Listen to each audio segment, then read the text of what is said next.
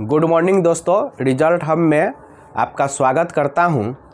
हम लोग मध्यकालीन इतिहास की शुरुआत कर चुके हैं। एक क्लास पहले हो चुका है, आज दूसरी क्लास की शुरुआत करेंगे। जैसा कि हम लोग पिछला क्लास में पढ़े हुए थे, मोहम्मद साहब के बारे में पूरा पढ़ लिए थे, उनके बारे में, और फिर देखे हुए थे कि खलीफा कहाँ से आया, किस तरह से खलीफा बना, पोस्ट कहाँ से आया खलीफा का, और वह चीज़ देखे हुए थे। और यह भी देखे थे कि सुल्तानों के अध्ययन को सल्तनत काल कहते हैं। तो सल्तनत काल में जो पढ़ना है उसको लिंक जोड़े, कहाँ से आया बात, उस चीज़ को समझने के लिए हम लोग पिछला क्लास किए हुए थे, उसमें थोड़ा सा और इसको और पढ़ लेते हैं जिससे कड़ी जुड़ जाए। और आइए इसको शुरुआत करते हैं। जैसा कि मध्यकालीन इतिहास में एक घटना से शुरू करते हैं। वह घटना अरब से है कि जैसे ये भारत का निचला हिस्सा हो गया, प्रायद्वीपीय हिस्सा, और यहीं से ये अरब हो गया। ये भारत का निचला हिस्सा है, और इधर जो है, इधर सिंध क्षेत्रीय हो गया। सिंध वाला जो प्रदेश था, तो सिंध में एक राजा हुआ करता था जिसका नाम था दाहिर, और यहाँ एक शासक था अरब में जिसका नाम था मोहम्मद बिन कासिम। मोहम्मद बिन कासिम क्या करता है, 712 ईस्वी में सिंध पर हमला कर देता है और दाहिर को पराजित कर देता है। दाहिर हार जाता है और मोहम्मद बिन कासिम यहाँ अपना शासन शुरू करता है 712 ईस्वी में।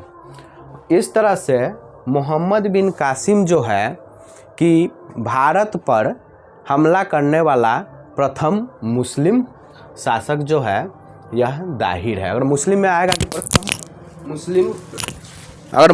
आएगा कि प्रथम मुस्लिम शासक कौन है, तो यह हो जाएगा मोहम्मद बिन कासिम।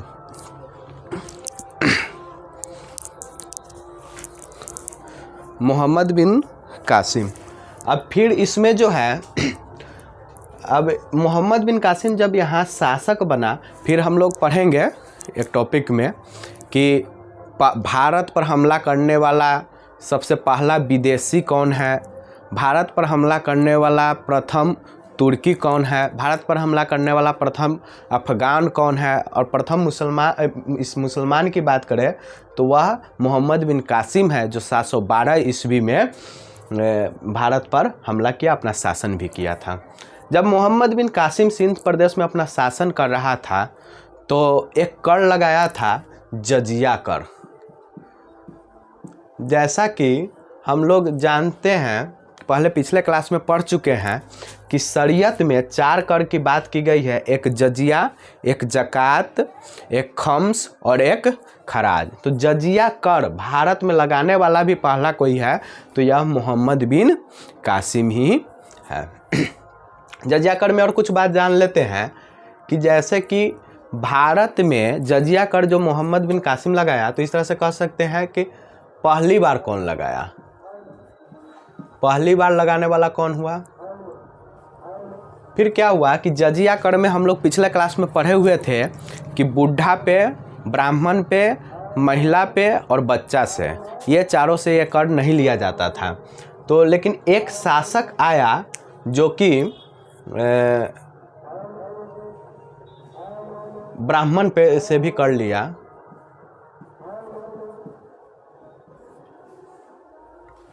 ब्राह्मण से भी कर लिया। फिर एक शासक का नाम आता है जिसने सभी पर से यह कर हटा दिया था, ठीक ना। तो कर को समाप्त कौन किया। फिर एक शासक आएगा जो पुनः यह सभी पे यह कर लगा देगा, यानी पुनः कौन लगा, और लास्ट अंतिम रूप से समाप्त कौन किया। तो पहली बार लगाने वाला तो हम लोग जान गए कि मोहम्मद बिन कासिम जो है जजिया कर लगाने वाला पहला व्यक्ति है। और ब्राह्मण पे जो लगाने की बात आएगी तो यह हो जाएगा फिरोज शाह तुगलक। फिरोज शाह तुगलक। फिर समाप्त करने की बात आएगी तो अकबर का जब शासन आता है तो अकबर कहता है ना नहीं, जब जजिया कर ठीक नहीं है कि सिर्फ बुढ़ा बच्चा ब्राह्मण महिला ही नहीं किसी से भी यह कर लेना उचित नहीं था, और अकबर इसको समाप्त कर दिया। अकबर। फिर जब औरंगजेब आता है तो औरंगजेब कहता है नहीं नहीं, यह तो शरीयत में लिखा गया है कि जजिया कर होना चाहिए, तो इसको फिर से लागू कर दो। तो पुनः लागू करने वाला औरंगजेब है। और अंतिम रूप से फाइनली जो समाप्त कर दिया जजिया कर, उसके बाद जजिया कर कभी भारत में नहीं लगा, तो वह था मोहम्मद शाह, जिसको हम लोग रंगीला बादशाह भी कहते हैं। ये तुगलक वंश का था। मोहम्मद बिन कासिम के बारे में तो समझ गए थे, और ये तीनों जो है यह मुगल है। मुगल में पढ़ेंगे इस सब के बारे में। तो यह मोहम्मद बिन कासिम की बात आती है। फिर जब रफ मैप के हिसाब से समझते हैं तो भारत के इस हिस्सा में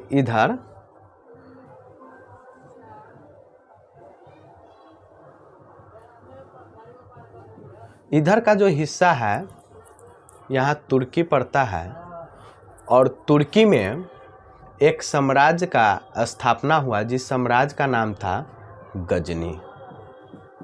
गजनी साम्राज्य का जो स्थापना करता है वह होता है अल्पतगीन। अल्पतगीन। और अल्पतगीन गजनी साम्राज्य का हमला हम लोग देखेंगे भारत में हुआ है, इसलिए इसको पढ़ते हैं। अल्पतगीन जो है भारत पर कभी हमला नहीं किया है, तो अगर अल्पतगीन की नाम आए भारत के हमला करने में तो इसका नाम नहीं आता है। इसके बाद एक आध शासक और बना, फिर उसके बाद इसी का एक गुलाम था सुबुक्तगीन, और सुबुक्तगीन ने पहली बार भारत पर आक्रमण किया। तो इस तरह से पहला तुर्क हो गया जो भारत पर आक्रमण करता है। तो सुबुक्तगीन जो है कि भारत पर आक्रमण करता है, उस समय राजा यहाँ का जयपाल रहता है और जयपाल को हराता है। और यह जो गजनी से जो भी आक्रमण होगा, ये लोग का मतलब यह दिमाग में सेट रहेगा कि जाएंगे भारत पे हमला करेंगे और वहाँ से जितना धन संपत्ति है सारा लूट करके फिर चले आएंगे। तो ये लोग आता है यहाँ हमला करता है, यहाँ से लूट करके, यहाँ से हमला करता है फिर लूट करके यहीं चला जाता है। तो यह गजनी साम्राज्य का था। फिर सबसे मेन इसमें पढ़ना है तो एक शासक हुआ गजनबी। और गजनबी के बारे में पढ़ना है। गजनबी एक बार नहीं, दो बार नहीं, कुल 17 बार भारत पर आक्रमण किया। गजनबी कुल 17 बार आक्रमण किया हुआ था। इसकी शुरुआत 1001 से किया गजनबी, और 1027 तक यह आक्रमण किया। कुल 17 बार आक्रमण किया हुआ था। यह 17 बार के आक्रमण में 3 आक्रमण के बारे में थोड़ा थोड़ा पढ़ना है, जहाँ से क्वेश्चन आता है। इसमें जो है कि जो एग्ज़ाम के पॉइंट ऑफ व्यू से है उसी चीज़ को देखते हुए वहाँ से वह फैक्ट, वह तथ्य निकाला गया है जहाँ से एग्ज़ाम में कुछ छूटे नहीं। तो इसमें 3 इसका आक्रमण के बारे में पढ़ना है। एक पहला आक्रमण, और तो पहला आक्रमण जो है 1001 ईस्वी में करता है, यह 1001 में करता है। और इसके समय में भी जो राजा रहता है वह जयपाल ही रहता है। जयपाल के समय आक्रमण करता है और जयपाल को हराता है और फिर यहाँ से लूट करके चला जाता है। सबसे इसका इम्पोर्टेंट आक्रमण है वह 16वां आक्रमण है। पहला, फिर इसके बाद 16वां, पहला 16वां, और यह 16वां आक्रमण 1026 ईस्वी में करता है। मेन इसी के बारे में समझना है। 16वां आक्रमण के बारे में थोड़ा सा समझ लेते हैं। जैसे कि भारत के ये गुजरात वाला पोर्शन है। यहीं पे एक मंदिर है सोमनाथ का मंदिर, और सोमनाथ मंदिर में बहुत यहाँ पे सोना चांदी धन दौलत की यहाँ अपार हमेशा से रही है। और यहाँ पे क्या हुआ, यह मंदिर को लूटने के लिए 16वां आक्रमण कौन करता है? गजनबी करता है। गजनबी को मालूम चलता है कि यहाँ पे बहुत सोना चांदी है। यहाँ का एक मान्यता यह भी था कि जिसको भी कोई मन्नत मांगना हो तो सोना या चांदी का कुछ चढ़ाओ, उसका वह मन्नत पूरा हो जाता है।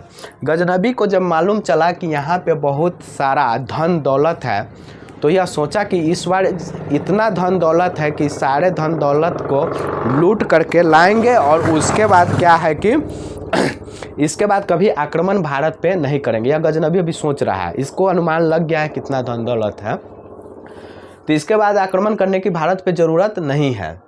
तो गजनबी आक्रमण करने आता है सोमनाथ मंदिर पे। अच्छा, इससे भी पहले सोमनाथ मंदिर पे बहुतों बार आक्रमण हो चुका है, बहुत बार यह टूटा है, फिर पुनर्निर्माण हुआ है, फिर टूटा पुनर्निर्माण हुआ। बहुत शासक हुए जो इसको तोड़े, औरंगजेब भी इसको तोड़ दिया था, फिर पुनर्निर्माण। जो अभी का जो मंदिर है, यह सरदार वल्लभ भाई पटेल जो है, यह सोमनाथ मंदिर का पुनर्निर्माण करवाए हुए है, उसके बाद कभी नहीं टूटा हुआ है। तो गजनबी जो है जब यहाँ आक्रमण करने आता है सोमनाथ मंदिर पे, तो यहाँ श्रद्धालु की श्रद्धा बहुत जुड़ी हुई थी, और यह बात का यह इसको पता चला। तो फिर इसको हमला करना एक समस्या हो गया यहाँ के लिए। और उस समय गजनबी के समय जो है जब हमला करता है, उस समय यहाँ का जो शासक होता है वह शासक चालुक्य वंशज रहता है। चालुक्य वंश का भीम प्रथम रहता है। भीम प्रथम। तो भीम प्रथम जब सुनता है कि गजनबी आ रहा है हमला करने, तो यह इसके डर से भीम प्रथम वहाँ से भाग जाता है। लेकिन इसके भाग जाने से भी गजनबी का समस्या दूर नहीं होता है। वहाँ पे श्रद्धालु लोग की श्रद्धा जो मंदिर से जुड़ी रहती है, तो वो लोग इसके लिए समस्या रहते हैं कि वो लोग लूटने नहीं देगा। तो फिर गजनबी अपने सेनाओं को आदेश देता है कि जाओ, शहर में जो भी आदमी दिखे, जहाँ दिखे, सबको मार काट कर दो, एकदम पूरे से ख़त्म कर दो, और तब जो है कि हम लोग को धन दौलत ले जाने में एकदम आसानी होगा, पूरे इजी होगा। सेना भी इसी की तरह इसका बात मानता है, इसी की तरह करता है। खूब तहलका एकदम मचा देता है, मार काट खूब करता है। बाद में कोई लोग इसके डर से नहीं बोलता है। फिर जितना हाथी घोड़ा जिस पे हुआ, जितना धन दौलत सोना चांदी सब उस पे लाद करके, और यह वहाँ से चल दिया। फिर इसने कुछ लोग को भी कैद करके ले गया कि कुछ कारीगर रहेगा, कुछ मजदूर रहेगा, तो वहाँ इस सोना चांदी पे कुछ काम करेगा। तो कुछ कैदी और बहुत सारा धन दौलत लेकर के यहाँ से चल दिया। जब यहाँ से गजनबी जा रहा था, तो आगे पंजाब वाला क्षेत्र में जाटों को मालूम चला कि गजनबी है जो बहुत सोना चांदी लेकर के जा रहा है। तब जाट लोग सोचा कि जो यह लूट करके जा रहा है, वह संपत्ति को हम लोग लूट लेंगे। तो जाट लोगों ने पंजाब की तरफ इस पे हमला कर दिया गजनबी पे। और गजनबी जो है सोचा कि युद्ध करने में बहुत क्षति होगी, अगर हार गए तो सारा धन संपत्ति मेरा छिना जाएगा। तो इससे बेटर है कि ये जितना धन संपत्ति है सबके लेके भागने में अपना पूरा एनर्जी, पूरा ऊर्जा लगा दे। तो वही करता है, गजनबी भागने लगता है सारा धन संपत्ति लेकर के। लेकिन उसमें छीनने के क्रम में ये लोग जो है जाट लोग बहुत सारा उससे छीन भी लेते हैं। और सबसे इम्पोर्टेंट, जो ये कैदी को ले जा रहा था, भारत से कैद करके ले जा रहा था, सारे कैदी को या जाट लोग छुड़ा लिए। फिर भी इतना धन संपत्ति लूट करके गया यहाँ से कि सोच लिया कि हाँ, अब हमला भारत पे नहीं करना। ये सारी घटना 1026 की है, गजनबी की 16वां आक्रमण। तो अभी देखिए, यह सोच लिया है कि भारत पे हमला नहीं करेंगे, फिर एक आक्रमण करेगा। क्यों? क्योंकि यह सोचेगा कि अब हम जाट से बदला लेंगे कि मुझको रास्ता में डिस्टर्ब क्यों किया। और अंतिम हमला जो है इसका लास्ट यानी 17वां हमला जो है, 17वां हमला जो है यह जाटों के विरुद्ध था, जाटों के विरुद्ध था। तो इसके द्वारा 3 युद्ध में इतना ही चीज़ को पढ़ना था, ज़्यादा आ नहीं रहा है, इसे एग्ज़ाम में जितना आ रहा है उतना चीज़ बता दिए। और ये सारे चीज़ को क्या करेंगे कि लास्ट में अच्छे तरह से सजा करके लिख दे, जिससे आपको नोट्स बनाने में एकदम आसानी हो जाए और फिर उसको पढ़ना भी आसान हो जाए। अभी सिर्फ समझा दे रहे हैं टोटल चीज़ को।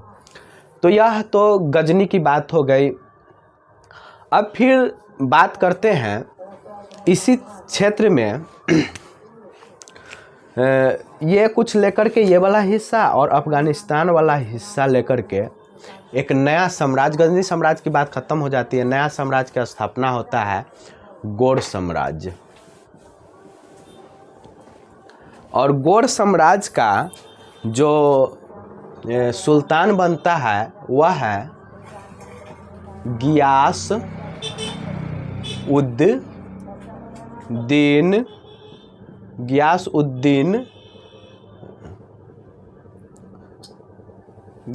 उद्दीन गोरी।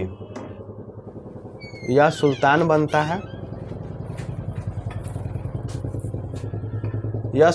बनता है, फिर उसके बाद जो है इसका एक भाई रहता है जिसका नाम है शहाब उद्दीन मोहम्मद गोरी। यह सेनापति रहता है, यह जो है यह सेनापति है। फिर शहाबुद्दीन का एक और नाम है मुइजुद्दीन मोहम्मद बिन सैम। इसी का नाम है शहाबुद्दीन का मुइजुद्दीन मोहम्मद बिन सैम। शहाबुद्दीन का भाई है गियासउद्दीन गोरी। और शहाबुद्दीन अपना जो है कि यह चाहता है कि हम साम्राज्य विस्तार किस तरह से करें, यानी भाई जो सुल्तान है उसके लिए साम्राज्य विस्तार करना शहाबुद्दीन गोरी चाहता है। अब देखिए क्या होता है, इसको तो फिलहाल मिटा दे रहे हैं, बाद में अच्छी तरह से लिख देंगे स्क्रीनशॉट के लिए। अब देखिए क्या होता है कि भारत में पंजाब, राजस्थान, गुजरात वगैरह लेकर के कुछ सिंध का पूरा हिस्सा ले करके वहाँ एक राजा बनते हैं। कब? 1178 में। और उस राजा का नाम है पृथ्वीराज चौहान। इसी को पृथ्वीराज थ्री भी कहते हैं। और पृथ्वीराज चौहान के माता पिता की बात करें तो इनके पिता जो थे उनका नाम था सोमेश्वर चौहान और माता थी कर्पूरा देवी। सोमेश्वर चौहान और माता थी कर्पूरा देवी। अब सोमेश्वर चौहान, अच्छा इधर तो यहाँ पे आइए, फिर रफ नक्शा बनाते हैं। नक्शा से क्या होता है कि जो चीज़ पढ़ते हैं वह चीज़ दिमाग में सेट हो जाता है। इमेज जो है माइंड ज़्यादा कैच करता है, ज़्यादा दिन तक उसको पकड़ करके रखता है। तो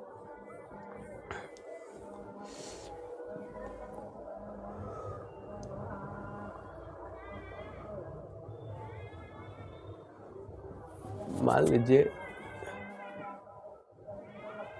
चलिए इसमें क्या है कि यह राजस्थान, पंजाब ये लेकर के ये यहाँ पृथ्वीराज चौहान है। और जो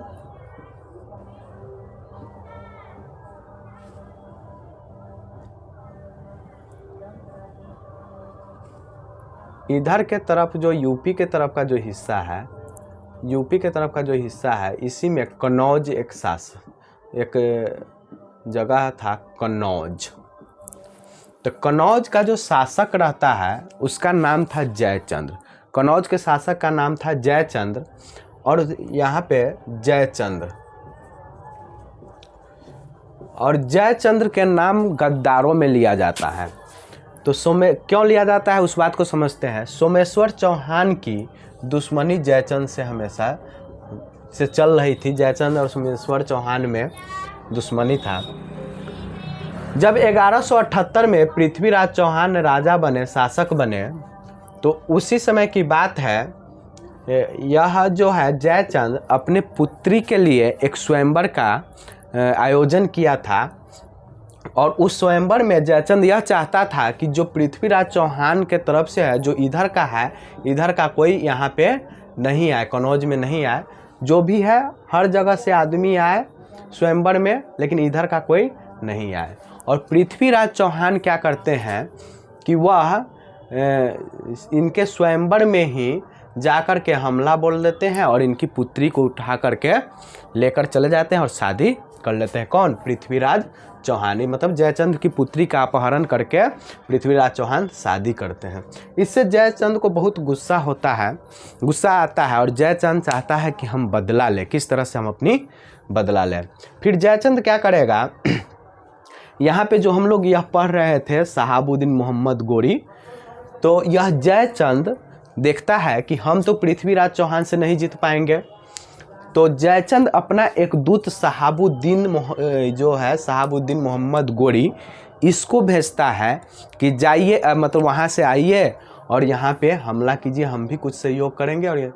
और यहाँ तक इसका यह सोच रहा था, यह जो है कनौज वाला जयचंद, कि जिस तरह से गजनबी सुबुक्तगीन ये सब आया, हमला किया, लूट करके चला गया, तबाही मचा करके चला गया, उसी तरह से यह शहाबुद्दीन आएगा और यहाँ से लूट करके चला जाएगा। लेकिन शहाबुद्दीन का जो सोच था वह लूट कर जाने वाला, गजनबी की तरह गोरी का सोच नहीं था।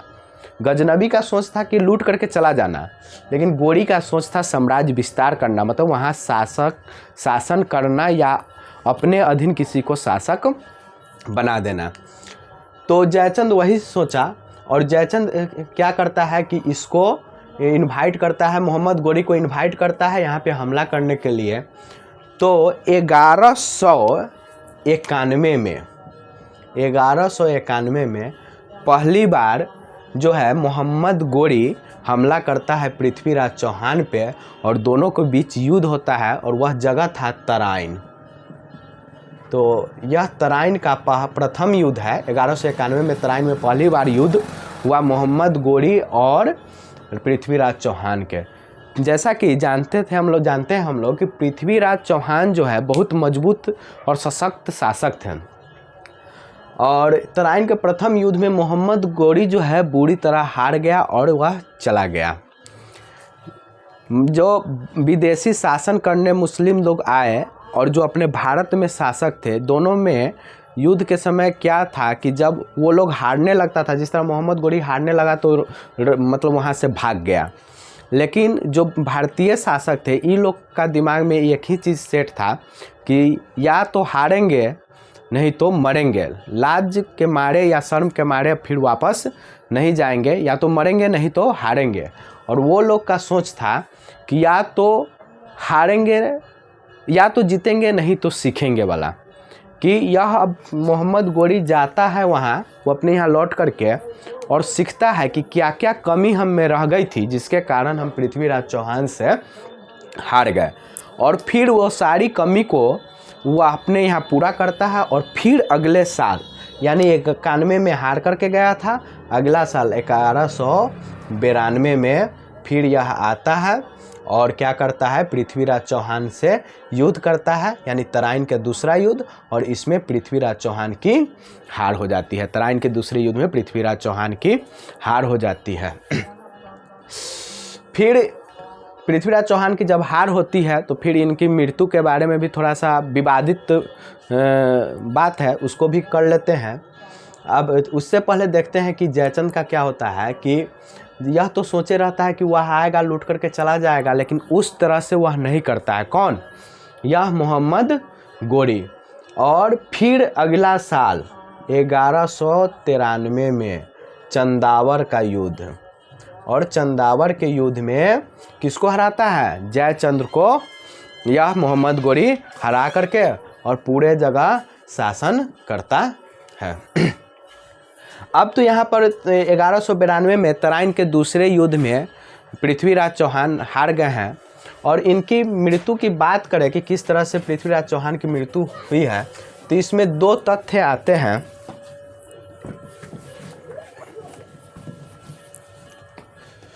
दो बात है इनकी मृत्यु के लेकर के। जो अधिकांश मध्यकालीन स्रोत क्या कहता है?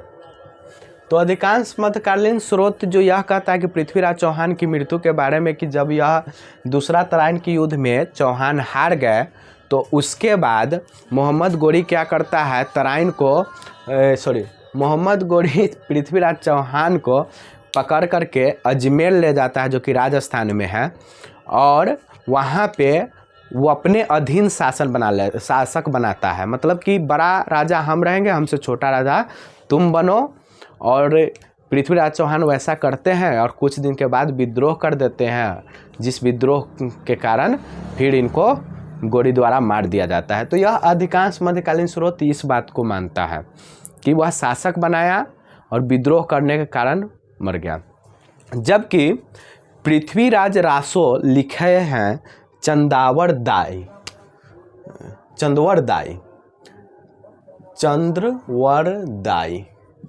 इन्होंने एक पुस्तक लिखा है जिसका नाम है पृथ्वीराज रासो।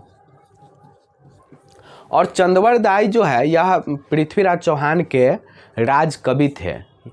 तो इन्होंने यह पृथ्वीराज रासो लिखा है, इनके हिसाब से अलग बात है कि जब चंद्रवरदाई सुना कि पृथ्वीराज रासो यह इस बुक के अनुसार यह है कि जब पृथ्वीराज चौहान को गोरी जो है पकड़ करके वो अपने यहाँ ले जाता है, यहाँ नहीं रखता है, यह इसमें है कि अजमेर का शासक बनाता है। और चंद्रवरदाई के हिसाब से कि पकड़ के गोरी वो अपने यहाँ ले जाता है और अंधा बना देता है। जब अंधा बनाने की बात होता है, जब जानता है चंद्रवरदाई, तो यह भी वहाँ से पृथ्वीराज चौहान से मिलने चला जाता है। जब चंद्रवरदाई वहाँ पृथ्वीराज चौहान से मिलने जाता है तो क्या होता है कि पृथ्वीराज चौहान में एक बड़ी गुण रहता है, यह गुण की शब्द भेदी बाण, यानी आँख बंद है फिर भी आवाज़ सुनकर के बाण से निशाना लगा देना। यह शब्द भेदी बाण का गुण जो है यह पृथ्वीराज चौहान में था। और पृथ्वीराज चौहान का आँख फोड़ दिया गया था गोरी के द्वारा। तो चंद्रवरदाई यह कहते हैं, गोरी को बताते हैं कि ऐसा ऐसा गुण है।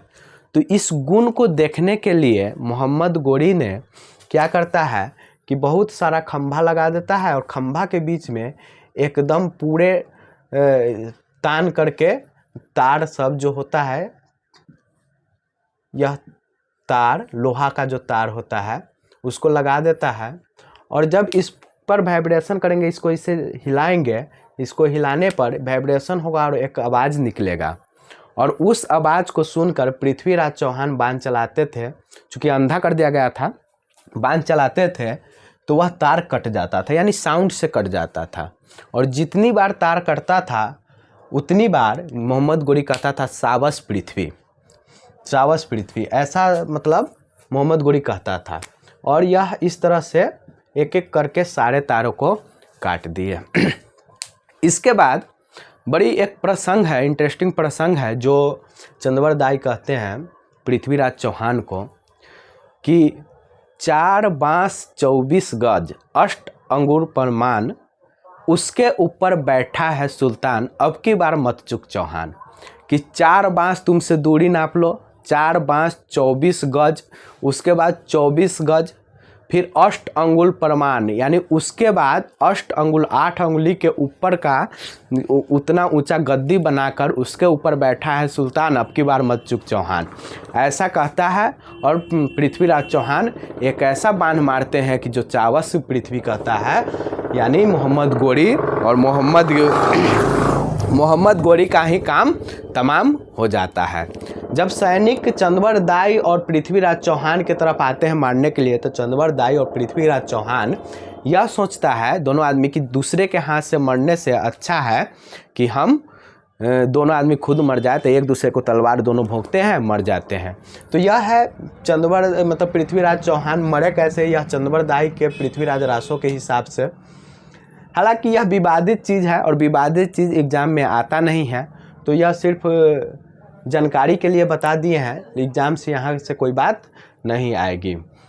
तो ये बात था। और इसमें अब आइए मुख्य पॉइंट पे। जैसा कि हम लोग पिछले क्लास में एक चीज़ पढ़े थे कि सुल्तानों के अध्ययन को सल्तनत काल कहते हैं, वह चीज़ को अब जुड़ने का समय आ गया है। लिंक उसका कड़ी जो है अब जुड़ेगा। जैसे कि हम लोग शुरू से आते हैं, इतिहास को पहले दो भाग में, एक विश्व इतिहास और दूसरा जो है भारत का इतिहास। फिर भारत के इतिहास को तीन भाग में बांट करके पढ़ते हैं। एक है प्राचीन इतिहास, दूसरा है मध्यकालीन इतिहास और तीसरा है आधुनिक इतिहास। तो अभी हम लोग मध्यकालीन को पढ़ रहे हैं, प्राचीन इतिहास केशव सर पढ़ा रहे हैं, मध्यकालीन पढ़ रहे हैं, उसके बाद जो है हम लोग आधुनिक पढ़ेंगे। सबसे ज़्यादा बीपीएससी में क्वेश्चन यहीं से आता है, चाहे किसी भी एग्जाम में आधुनिक इतिहास का ज़्यादा महत्व है। तो यह मध्यकालीन इतिहास जो है छोटा टॉपिक है, शुरू कर दिए हैं इसीलिए, और तुरंत इसके बाद हम लोग आधुनिक इतिहास को पढ़ेंगे। मध्यकालीन इतिहास की अगर बात करें तो इसको भी दो भागों में बांट करके हम लोग पढ़ते हैं। एक सल्तनत काल और दूसरा जो है मुगल काल। मुगल काल सल्तनत काल में जो है हम लोग को, अभी गोरी से यहाँ पर लिंक जोड़ेंगे, इसका कड़ी जोड़ेंगे। सल्तनत काल में हम लोग को 5 वंश के बारे में पढ़ना है। पहला है गुलाम वंश, गुलाम वंश। दूसरा है खिलजी वंश और तीसरा है तुगलक वंश, तुगलक वंश। और चौथा है सैयद वंश, सैयद वंश। और पांचवा है लोदी वंश।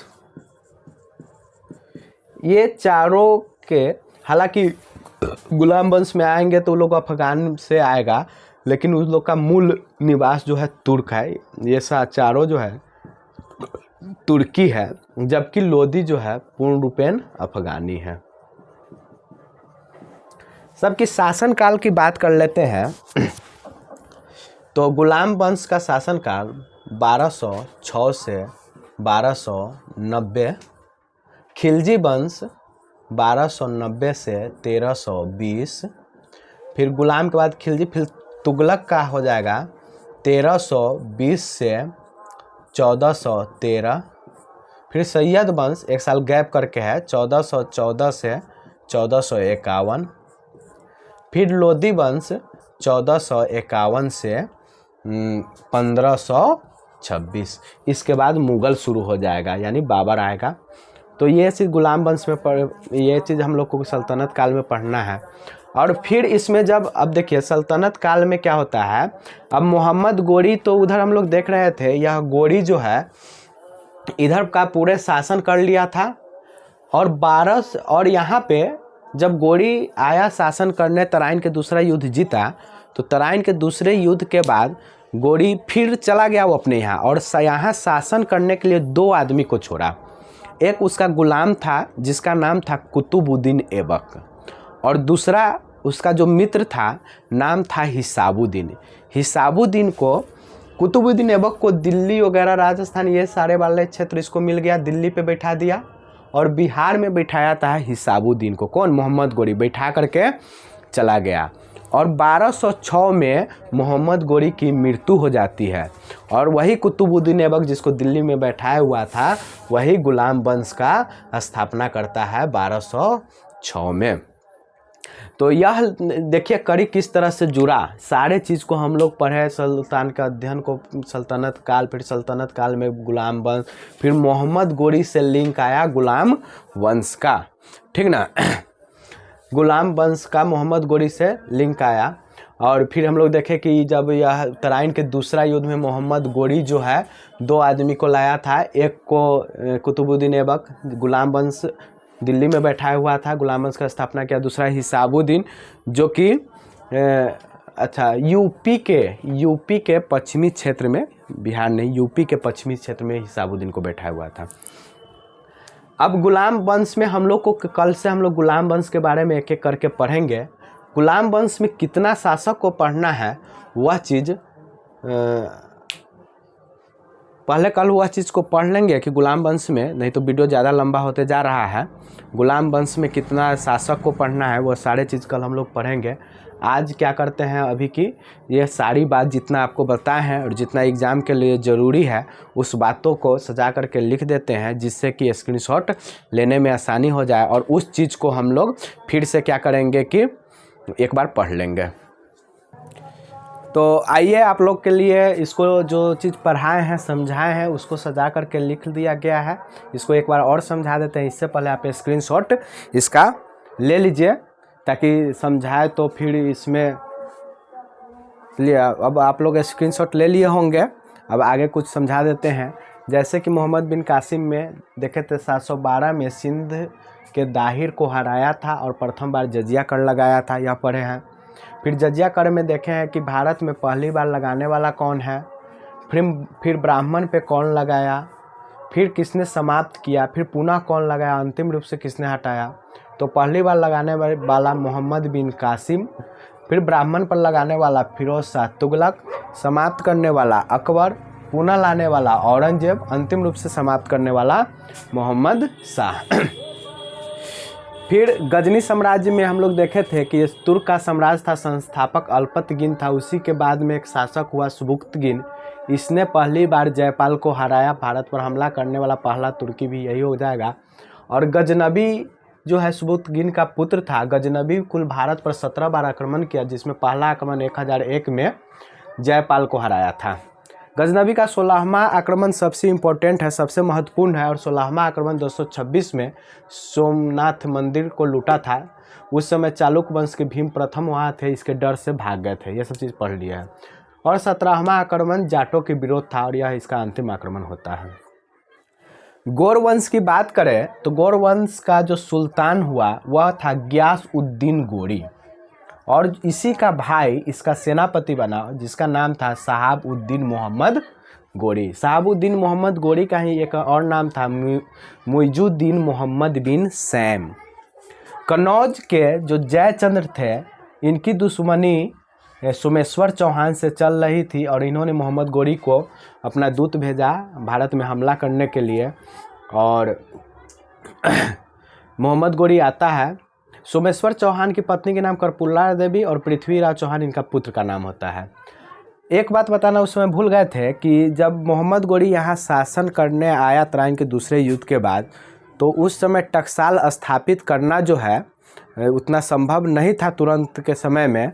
तो इन्होंने क्या किया कि पुराने जो सिक्का था उसी पर अपना नाम खुदवाया। नाम क्या था? मोहम्मद बिन सैम, यह खुदवाया था। और पुराने सिक्के पे पहले से लक्ष्मी का चित्र है। तो ऐसा प्रश्न आता है कि किस मुस्लिम राजा का सिक्का पर नाम है और चित्र लक्ष्मी का है? तो वह मोहम्मद बिन सैम यानी मोहम्मद गोरी का है। पृथ्वीराज रासो के लेखक जो है वह चंदबर दाई है। अब देखते हैं युद्ध के बारे में। तो 3 युद्ध के बारे में यहाँ आया है गौरवंश में। एक तराइन का प्रथम युद्ध, तराइन का दूसरा युद्ध और चंदावार का युद्ध। तराइन का प्रथम युद्ध पृथ्वीराज तृतीय और गोरी के बीच गोरी हार गया था। बाद बाकी ये दोनों में गोरी जीतेगा। तराइन का दूसरा युद्ध में गोरी जीता। चंदावर के युद्ध में जयचंद हार गया था। तो इतनी सारी बातों के स्क्रीनशॉट कर करके आप इसका नोट्स बना सकते हैं। कुछ कमेंट्स में लिखने के लिए आपको कुछ सवाल दे देते हैं, जिस सवाल को पढ़ करके आप कमेंट्स में लिखिएगा। तो आइए, जो प्रश्न देना चाह रहे थे उसको लिख दिए हैं। आप लोग इसको सर्च कीजिएगा और इसको कमेंट में लिखिएगा। जैसे भारत पर हमला करने वाला प्रथम विदेशी यह था, यह असफल हो गया। इसका नाम आपको लिख करके देना था। दूसरी बार, ये दोनों ईसा पूर्व की घटना है। इतना हिंट्स आपको दे दिए हैं। फिर दूसरी बार भारत पर हमला करने वाला प्रथम विदेशी जो कि सफल रहा। पहली बार जो क्या असफल था, इस सफल। तो इसका भी नाम लिखना है और इसका भी नाम लिखना है। फिर कौन मुस्लिम या अरबी है जो भारत पर आक्रमण किया पहली बार। फिर उसके बाद देखते हैं कि भारत पर कौन तुर्क है जिसने पहली बार आक्रमण करने वाला तुर्क कौन है, पहले बार आक्रमण करने वाला अफगान कौन है। तो ये सारी बातों का स्क्रीनशॉट आप ले लिए होंगे, ठीक ना। अब रहने देते हैं इतना ही तक आज का क्लास। धन्यवाद। हमारे चैनल को लाइक शेयर सब्सक्राइब कीजिए।